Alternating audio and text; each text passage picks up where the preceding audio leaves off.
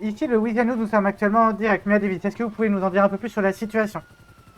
Eh bien, écoutez, actuellement, nous voyons des personnes full armées avec le LSPD et le NOOS qui sont en progression. Nous avons aussi l'hélico du LSPD pas très loin. Actuellement, ceci est encore un peu flou pour dire quelle est la situation. Mais on reviendra très très vite avec plus d'informations.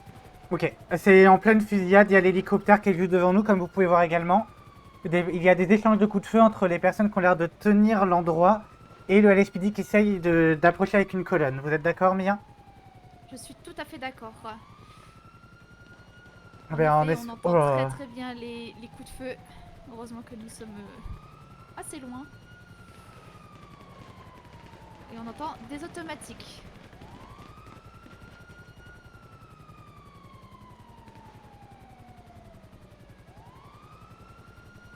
Les Actuellement, il n'y personnes a pas s'échangent. plus de détails. Il y a une voiture qui Il y a s'en une va voiture de qui vient place. de partir.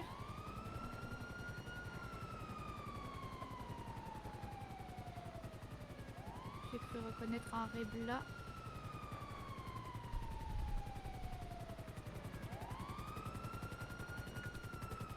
Le SPD essaye tant bien que mal de continuer sa quête.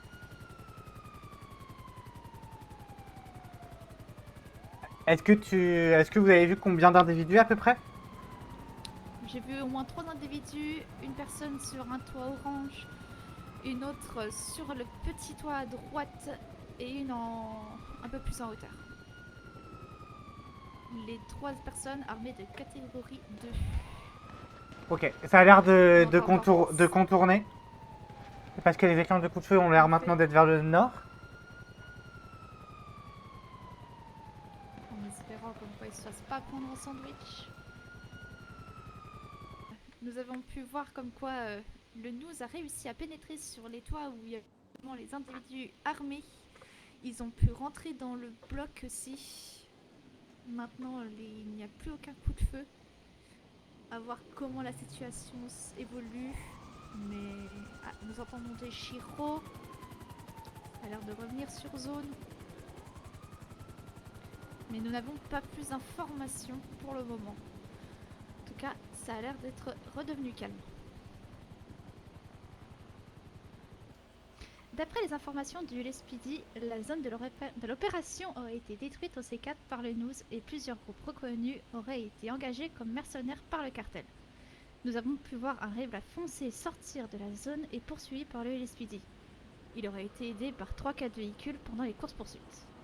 Après de nombreuses tensions, les courses-poursuites prendront fin en zone industrielle. Le LSPD réussira à arrêter le véhicule en zone industrielle et trouvera 5 fusils annoncés, 3 AK-47, 6 Uzi, 7 calibre 50 et 2 Kuzenberg, ainsi qu'une arme de guerre sur une autre personne arrêtée. Actuellement, encore de nombreuses armes sont dans la nature. Nous allons à présent laisser la parole au lieutenant 16, qui était le lead opération. Bonsoir lieutenant. Et bonsoir. Alors, déjà, pourquoi de nombreuses armes sont encore dans la nature? Parce que au cours de l'opération, nous n'avons malheureusement pas pu arrêter tout le monde. Il y a certains criminels qui ont réussi à nous filer entre les pattes et qui ont dû emmener avec eux plusieurs armes. Mais ce n'est qu'une question de temps avant qu'on remette la main dessus, je vous le garantis.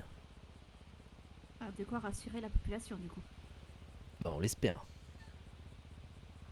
Aussi, pourquoi les courses-poursuites se sont terminées en zone industrielle, qui est la zone, si je me trompe pas, qui est derrière nous. Même plus précisément, elles se sont terminées au niveau de la fonderie qui se trouve derrière nous.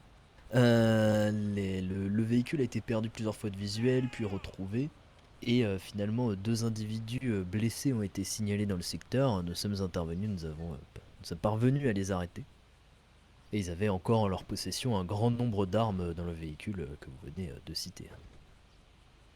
Très bien. Est-ce que vous auriez d'autres petites choses à nous apporter sur cette situation, comme c'est vous qui avez tout géré? C'était quand même une grosse opération que de notre côté on avait amicalement dénommée Armageddon. Des informations qu'on avait, il s'agissait bien d'un point de transfert d'armes, ou du moins de stockage d'armes, donc on espère que sa destruction entraînera un apaisement du trafic d'armes. On pense pas à une fin complète, parce que comme vous l'avez dit, il y en a encore en circulation. Mais on espère que cela va mettre un sacré coup à ce trafic, et ce qui assurera un peu plus de tranquillité à notre population. On l'espère aussi. En tout cas, merci lieutenant. C'était un reportage signé Justin Campbell et Lia Davis. Bonne soirée à vous.